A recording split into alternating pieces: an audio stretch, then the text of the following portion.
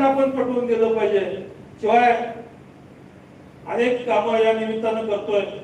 आठवडा बाजारमध्ये अचानक परवा एका भगिनीचा फोन आल्यानंतर हे तुम्ही सांगायला पाहिजे लोकांना की भगिनीचा फोन आल्यानंतर तिथं आपण मी तिथली गेल्यानंतर परिस्थिती बघितली.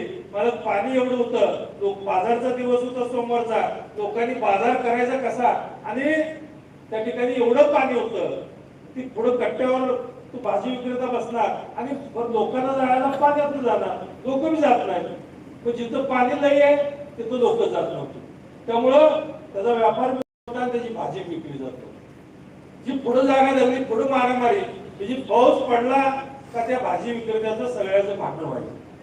पण मी तिथं की पाऊस पडल्या मी गेलो होतो, पण मी गेल्या त्या ठिकाणी सीओनं बोलवलं, पंप लावले, पाणी काढलं. पाणी काढल्यानंतर तात्पुरता भरून टाकला आणि तिथं 40 लाख रुपये आपण कॉन्क्रिटीकरणाला दिलं.